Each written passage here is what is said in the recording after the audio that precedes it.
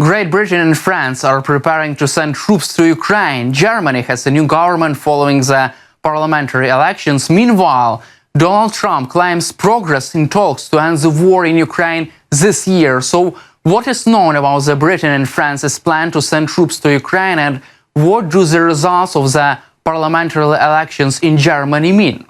The plan of Britain and France for a peacekeeping continent in Ukraine means the deployment of up to 30,000 European troops, but it depends on whether US President Donald Trump can be persuaded to agree to a limited military role for the United States. The Wall Street Journal reports that under this plan, British and French troops, along with the naval and air forces, will form the basis of the so-called deterrence force. They will not be deployed along the front lines in Ukraine, but rather will be tasked with protecting critical infrastructure, cities and ports, including the Black Sea. Drones and satellites will monitor the front lines to determine whether Russia is abiding a ceasefire. With this will be an initial test of Trump's willingness to consider US security guarantees for Ukraine. Also, British Prime Minister Keir Starmer and French President Emmanuel Macron are expected to hold talks with the United States President at the White House. The European plan being developed would not require the US to deploy troops to Ukraine, which the Trump administration has ruled out. It will aim to leverage US military capabilities that Europe forces lack. For example, the US could deploy air defense systems in neighboring countries that would cover part of Ukraine while providing other air defense systems to the Europeans, European officials said. US air forces based outside Ukraine could be put on standby in case of European forces are threatened. Keir Starmer is expected to discuss this plan with Trump on Thursday. French President Macron, who will meet Trump today, the anniversary of the full-scale Russian invasion in 2024, will outline the allies' broader views on the war and how to support Ukraine. Without Trump's support, the European plan to send peacekeepers will face difficulties. British officials believe that American participation is crucial to deterring Russian attacks, encouraging other European countries to also send troops and providing the multinational force with key capabilities that European militaries lack. Meanwhile, US President Trump's special envoy Steve Witkoff said that the American side has come very close to reaching a peace agreement to resolve the war unleashed by Russia against Ukraine. He did not specify the terms of such agreement, but stressed that in any peace agreement, each side is going to make concessions, whether territorial or economic one. Quote, "You will see the concessions from both sides, and that's what the president does the best. He unites people. He makes them understand that the path to peace is concessions and reaching consensus.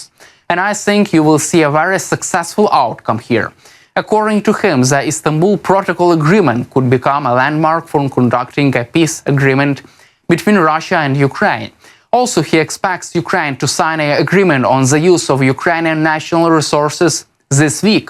Witkoff says that President Zelensky hesitated in his commitment to the agreement a week ago, and US President Trump's special envoy Witkoff says that American companies also can do business in Russia in the event of a ceasefire agreement in the war in Ukraine. His words came amid US President Trump's efforts to reach an agreement to end Russia's ongoing war against Ukraine. At the same time, Ukraine has rejected the US demand to create a $500 billion fund, which would be a part of an agreement to give Washington a share of the country's mineral resources. A Ukrainian official with the negotiations familiar with this issue told Bloomberg.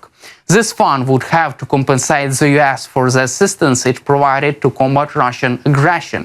Ukraine said that the actual amount of assistance allocated is about 5 times less and amounts to more than $90 billion, the source told the agency on condition of anonymity.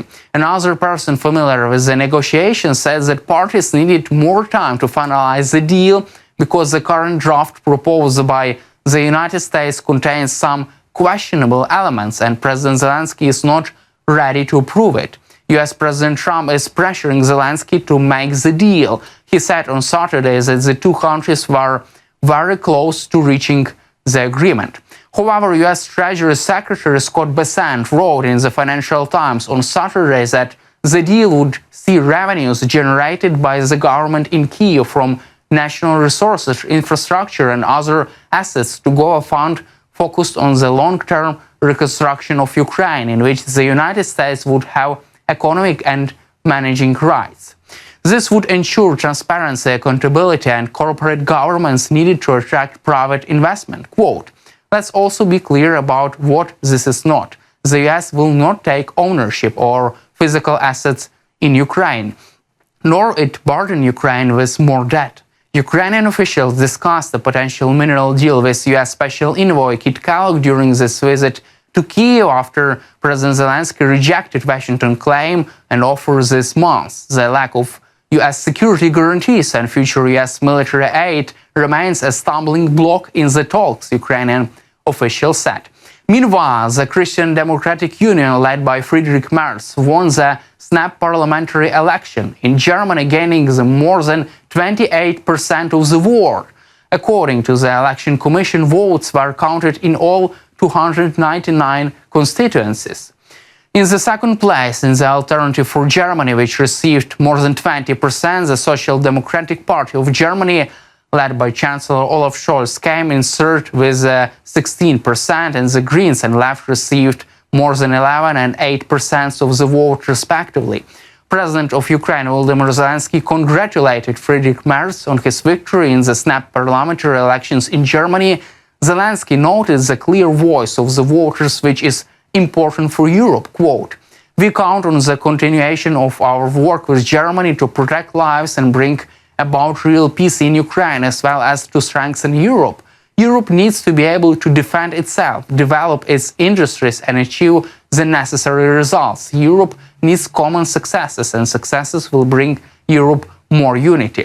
The candidate for the Chancellor of Germany from the conservative Christian Democratic Union, Friedrich Merz, said that he seeks European independence from the US in matters of defense.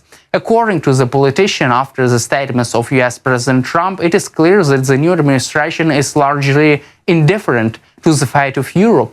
He also compares the indifference as the representatives of the new US government in the election and also interference in the German election and manipulation by Russia. As we know, Friedrich Merz, the winner during the last election, previously said that he would provide Ukraine with long-range Taurus missiles after consulting with the United States. He explains that the decision to deliver long-range weapons to Ukraine would not be made alone, but only with a close coordination with US and other European allies. Merz also pointed out that training Ukrainian soldiers to use this weapon would take at least 4 months. Quote, "That's why I believe we should address this issue together with the Americans, not alone, but just in Germany, but alongside Europe and America," he said. However, Merz expressed doubts that the Taurus missile would dramatically alter the situation on the battlefield in Ukraine. At the same time, previous Chancellor of Germany, Olaf Scholz, hesitated to provide Ukraine with German-made Taurus missiles due to the fear of escalation. Friedrich Merz, on the other hand, fully supports Ukraine and is ready to make a difference in that. That's all for today. Subscribe to our YouTube channel, stay with us on YouTube, and glory to Ukraine.